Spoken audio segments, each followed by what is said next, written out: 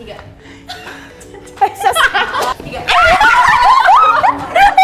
Ini saja nih, ini harusnya Mungkin banyak yang bilang wanita kan buat apa sih pendidikannya tinggi, wanita mah masak doang di rumah jagain anak, tapi wanita itu nggak cuman itu gitu. Dan kenapa aku milih UPH? Kenapa? Karena aku merasa kemarin di S1 itu aku benar-benar banyak belajar. Kayak itu membuka pikiran baru aku, membuka pembelajaran baru di dalam hidup aku gitu. Jadi kita kayak pernah bilang life is bigger than basketball. Yes. Itu bener banget sih. Merepresentasikan kita sebagai student, but tetap pendidikan itu tetap nomor 1 lah. You're watching Speak by Visip UPH. Halo Speak Fellas, balik lagi ke Speak by Visip. Tapi kali ini, minggu ini ada yang beda nih, karena kita akan ngebawain tema sports. Nah, perkenalan dulu kali ya. Namaku Syarafina Ayasya Dan aku Ignacia Julia. Oke, buat tema minggu ini kita akan ngebahas hal yang paling umum di kalangan atlet, yaitu adalah kehidupan student atlet. Karena kita anak UPH, jadi ya kita bakal bahasnya ya student atlet di UPH. Kita bakal ngebahas mulai dari gimana sih komitmennya kita, bangun subuh, latihan, gimana sih dedikasinya, dan segalanya. Pokoknya kita akan ngebahas banyak banget topik di podcast kali ini. Oke? Tapi karena kebetulan saya dan Ignacia belum lulus, jadi kayaknya buat topik ini kita belum bisa terlalu dalam gitu. Jadi kita bakal ngundang narasumber yang udah lulus S1 dan sekarang sedang menempuh pendidikan S2. Langsung aja kenalan kali ya. Halo, aku Safira Alifa, aku student atlet dari UPH dan sekarang lagi menempuh studi S2 untuk jurusannya manajemen di UPH juga. Halo, aku Christina Michelle Susanto, biasa dipanggil Michelle. Saat ini juga lagi menempuh studi S2 di jurusan manajemen. S1-nya sih perlu nggak ya disebutin? Perlu. Boleh S1-nya juga dari latar belakang rumahnya di mana. boleh.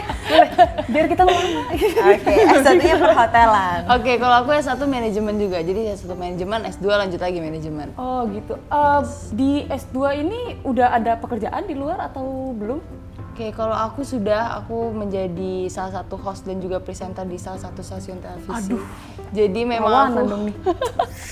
Jadi memang aku fokusnya itu ngebawain acara sepak bola tapi. Oh, sepak aku atlet bola. basket tapi fokus presenternya jadi sepak bola gitu. Besok dia yang jadi hostnya aja. Jangan. Kalian udah keren banget tadi. Oke. Baru juga mulai. Ya, boleh.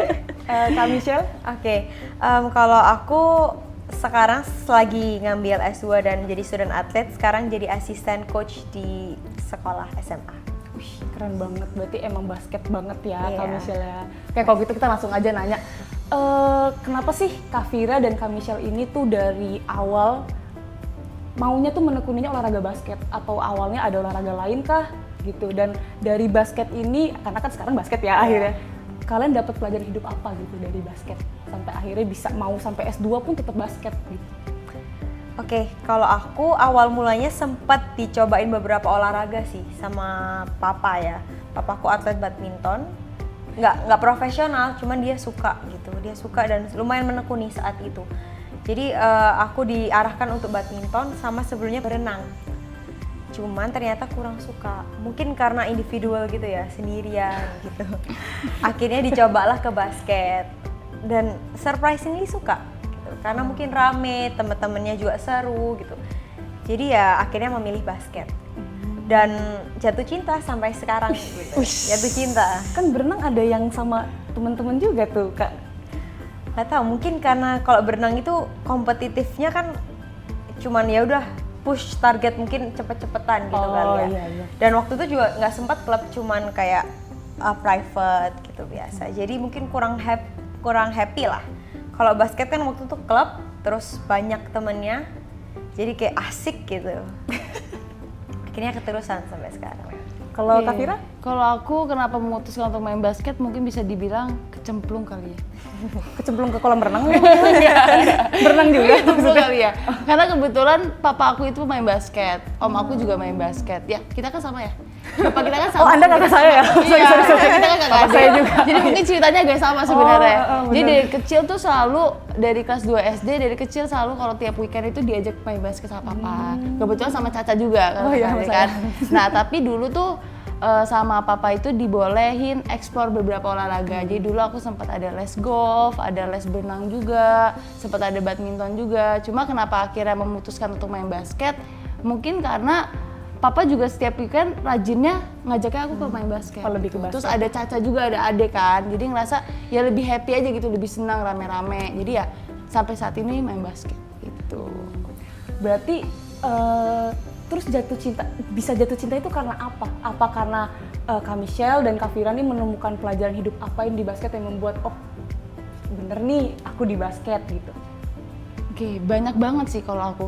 Maksudnya dari kecil aja tuh udah ngerasain banyak pelajaran yang aku dapetin dari basket gitu. Dan aku ngerasa kalau misalkan ditanya apa sih pembelajaran yang didapetin dari basket, kalau mau dirincin satu-satu mungkin ini podcastnya bisa sampai besok kali ya. Karena banyak banget gitu. Aku basket dari kecil sampai sekarang sampai S2 masih tetap basket rutin gitu. Jadi mungkin salah satunya yang sampai saat ini aku ngerasa banget itu aku bisa manajemen waktu dengan baik dan juga manajemen energi dengan baik. Itu yang menurut aku salah satu yang aku ngerasain benefitnya dari basket seperti itu. Kak Michelle? Kalau aku nilainya yang paling aku pegang ya, yang paling aku dapat itu disiplin.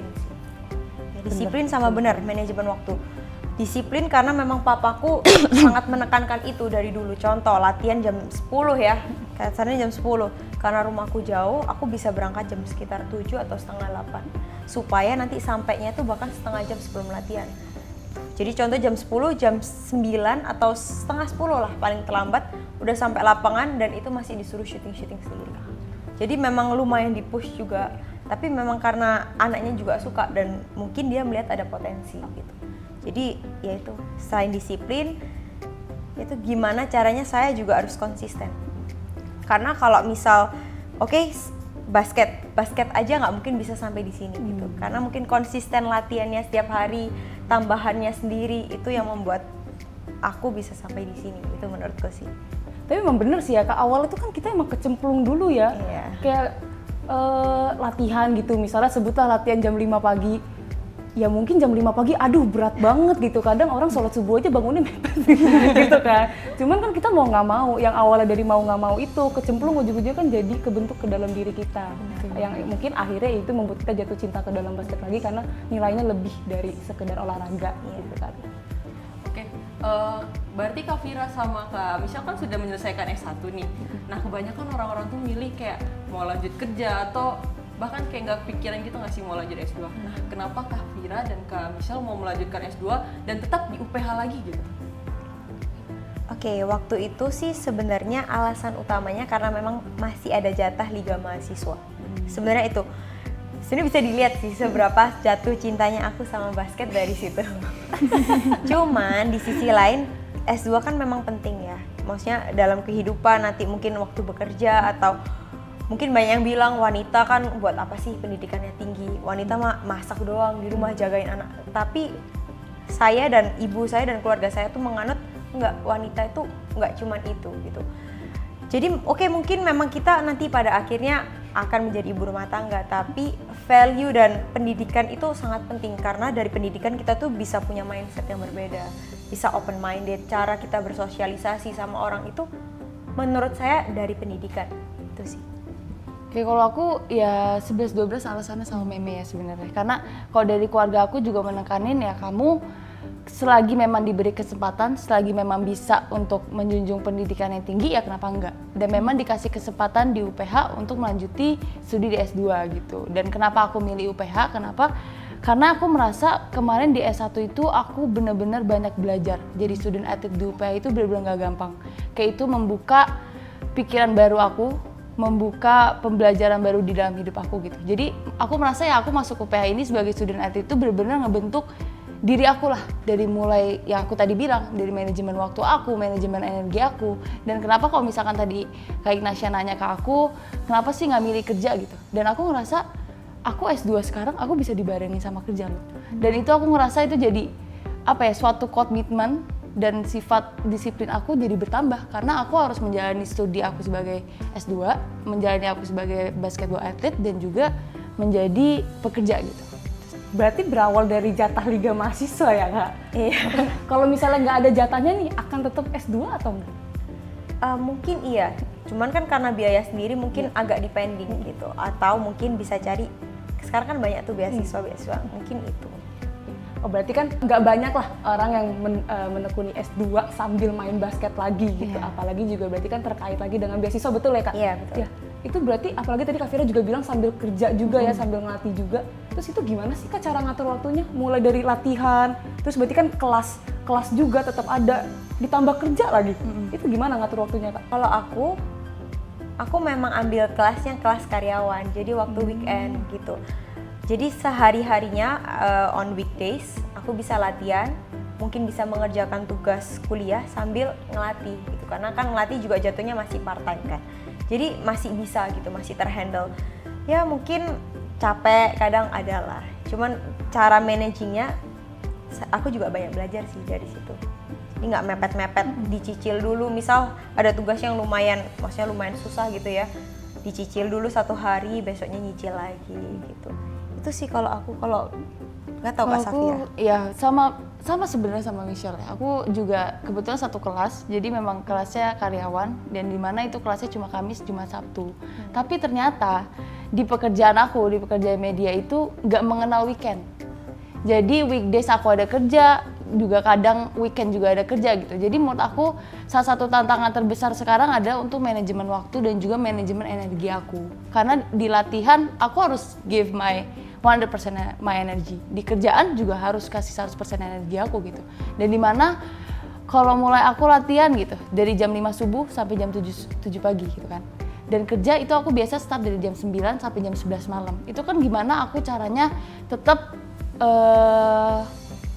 menjaga energi aku tetap 100% gitu. Jadi nggak ada yang kebelah-belah di atlet mungkin aku cuma berapa persen, di kerja aku berapa persen, dan menurut aku itu nggak suatu hal yang tidak baik gitu. Jadi ya sampai sekarang aku masih belajar gimana caranya aku menjaga energi aku dan juga manajemen waktu aku dan itu banyak hal kebantu dari aku menjadi atlet basket itu sih. Emang latihannya setiap hari apa sih Kak?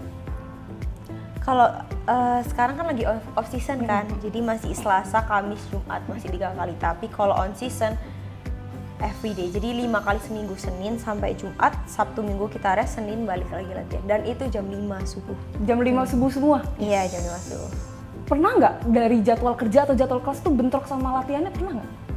Pernah. Ya walaupun kelas nggak ada jam 5 subuh sih, ada bentrok nggak gitu? Pernah, kalau pengalaman aku pernah. Karena kalau misalkan aku lagi harus report di lapangan, itu harus standby dari jam 7 pagi.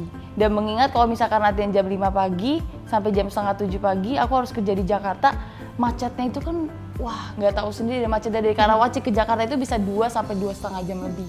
Dan di situ aku beruntungnya memang dapat coach yang sangat mendukung pekerjaan. Jadi aku bisa izin ke coach, sorry untuk besok aku boleh nggak ya izin? Karena aku harus standby jam 7 nih, udah di Jakarta. Itu sih. Kalau bentrokan dengan kelas, pernah nggak Kak Michelle atau Kak Vira? Waktu perhotelan, ya sama sih. Cuman kan itu bentroknya mungkin nggak rutin ya. Jadi sesekali ada event, memang waktu itu di kuliah. Jadi memang harus mungkin standby gitu. Jadi caranya kalau aku sih izin balik duluan kalau aku biasanya. Jadi mungkin karena lokasinya deket sini kan di UPH aja. Jadi izinnya oke, coach hari ini mungkin besok ya aku izin untuk balik duluan gitu. Karena ada apa dengan jelas. Dan sebenarnya nih mau tambahin satu poin lagi. Dari basket aku juga belajar sopan santun. Cara sama orang tua itu gimana sih etikanya berbicara, sama yang mungkin lebih bawahnya gimana sih cara kita mengayomi. Itu yang menurutku nggak banyak gitu didapetin dari hal lain. Dan dari pelatih sendiri berarti memang sangat mensupport karir di luar juga ya. Iya. Jadi walaupun terkait dengan beasiswa atlet gitu, tapi kalau ada urusan kelas atau urusan pekerjaan tetap disupport gitu ya. Iya. Jadi itu ya mungkin salah satu kenapa kita mau stay di UPH. Karena di sini benar-benar kayak misalnya ya memang kalian student athlete, tapi di sini diajarin kalian itu memang jadi apa-apa di basket, tapi di luar basket itu kalian juga harus jadi apa-apa. Jadi mereka benar-benar tidak pernah membatasi kesempatan-kesempatan yang ada di luar gitu. Ya inget banget tuh pelatih kita kayak pernah bilang life is bigger than basketball. Yes. Itu bener banget sih ya. Betul. Bener banget. Jadi jangan di istilahnya belajar keras, latihan keras. Gitu. Tadi udah sempat disinggung nih sama Kak Safira kalau kakak didukung bukan cuma di basket doang, di luarnya juga tetap didukung kan. Nah, menurut kakak Safira dan Kak Michelle, seberapa penting sih peran dari kampus kayak dari dosen, dari pelatih, bahkan dari sistem beasiswanya itu dalam mendukung perjalanan karir kakak di luar basket itu sendiri?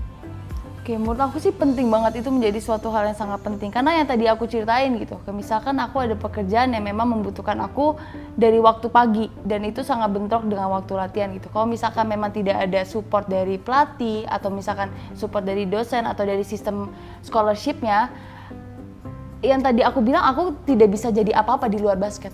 Aku jadi merasa, oh hidup aku sebagai student atlet di UPH itu hanya sebagai atlet basket. Tapi di sini sangat tidak dibatasi, jadi aku merasa kayak, oh aku nih punya kebebasan ya sebagai student atlet di UPH. Aku jadi atlet basket di UPH, aku bisa berkembang, tapi di luar basket di UPH, aku juga bisa berkembang. Jadi benar-benar seimbang gitu. Oke, kalau dari aku setuju sama. Jadi mau cerita aja ya, waktu itu sempat ada pertandingan selain Liga Mahasiswa, terakhir ini waktu S2 Liga Putri namanya di Jakarta. Hari Sabtu, dan waktu itu aku ada presentasi gitu di kelas. Harus onsite di Semanggi. Dan kalau misalnya dosennya itu tidak support, dia bisa aja nggak kasih gitu. Tapi waktu itu oke, saya sebagai student saya datang ke kelas untuk presentasi dan minta izin gitu, dan dikasih oleh dosennya. Jadi itu menurutku apa ya, support yang kalau misal nggak dapat dari salah satu pihak, mungkin nggak bisa tuh jadi namanya student atlet, antara atlet doang atau student doang. Jadi memang penting sih kayak ada support dari pelatih, dosen, dan sistem beasiswa kita juga oke banget sih menurutku. Kenapa? Karena ini untungnya belum berpengalaman, cuman ada temanku yang berpengalaman. Contoh dia lagi cedera gitu, mungkin di university lain asuransi nggak dapet, bisa jadi beasiswa dicabut. Tapi di UPH nggak, asuransi memang kita ada jatah, cuman memang mungkin tidak mengcover ya, nggak mengcover semuanya, tapi dapat gitu. Dan juga yang kedua, beasiswa nggak dicabut, jadi kita merasa secure gitu. Kalau boleh tahu ini Liga Putri dia untuk mahasiswa apa kayak gimana gitu Kak?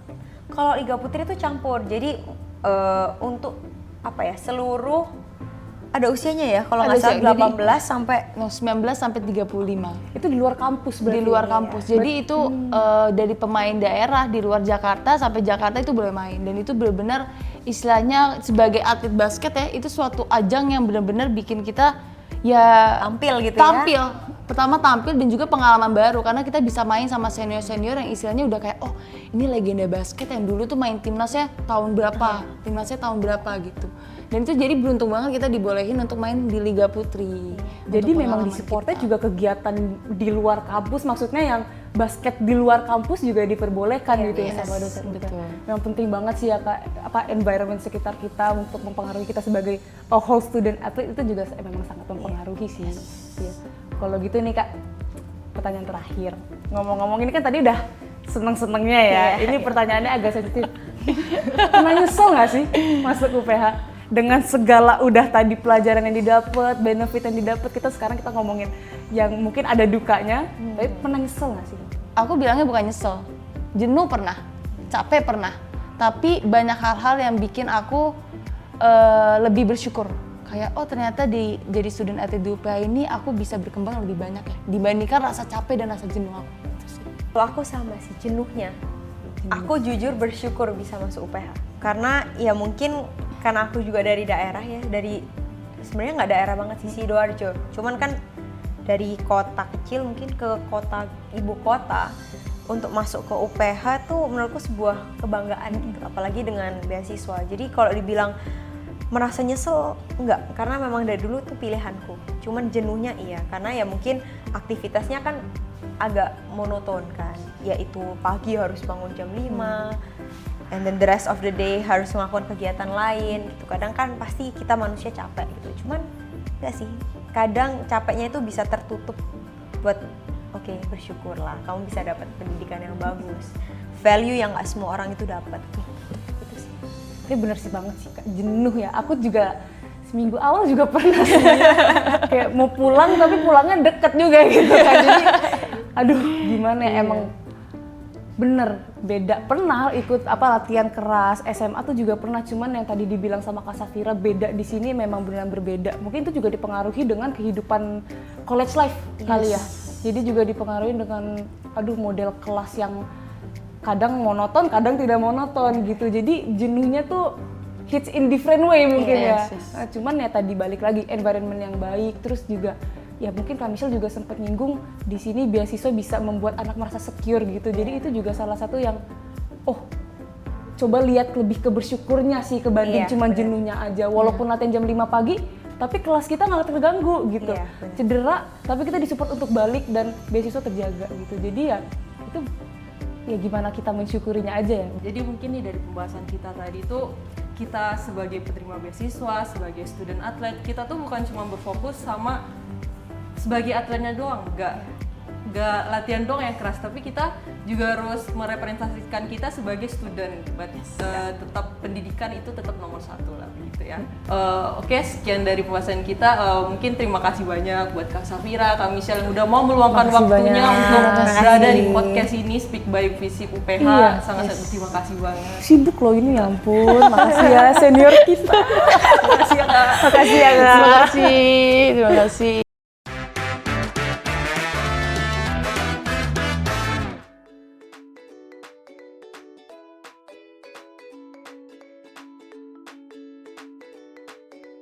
Satu dua pemenang ya. Kita kompetitif. Ini kalau kompetitif. Yes. Oke, pertanyaan pertama ya. Berapa jumlah pemain dalam satu tim di lapangan saat pertandingan basket? A3, B5, C6, D11. Oh, belum satu berarti.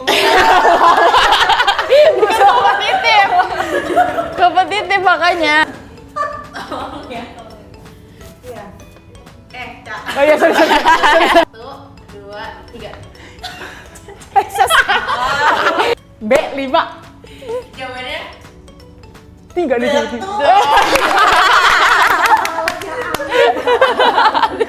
Jadi deg-degan juga ya.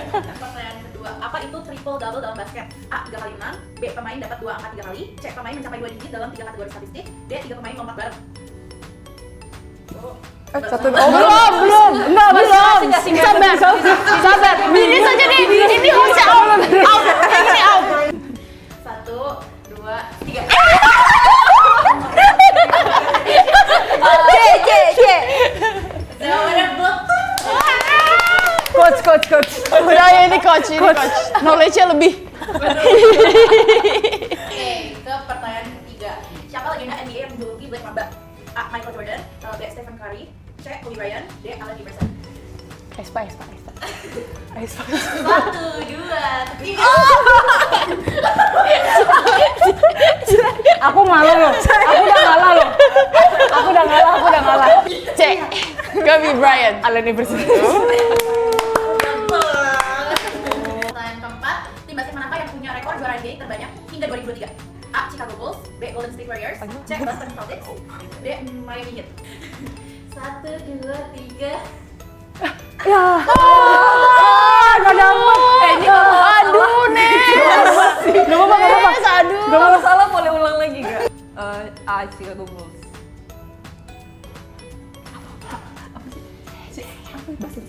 Oh, C. Boston.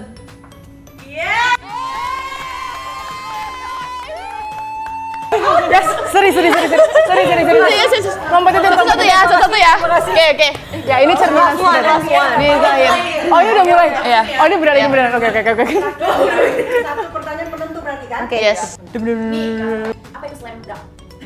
A. Gerakan bertahan, B. Berhias selebrasi, C. Melempar bola masuk ring dengan loncatan, D. Minum energi. D nggak sih? Desi. Oke. D ya. D ya. 1, 2, 3. C. Minum energi.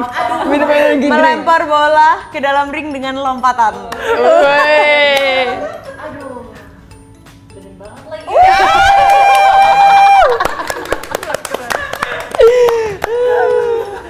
Oke. Skornya adalah Caca 1, Ines 1, Kak Safira 1, dan Kak Michelle 2.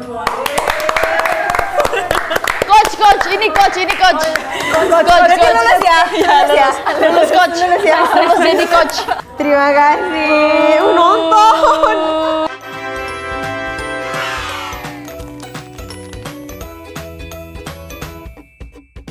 Untuk penonton di rumah, terima kasih banget udah mau meluangkan waktunya menonton podcast kita Speak Velas. Terima kasih. Bye, Speak Velas. Dadah. Bye.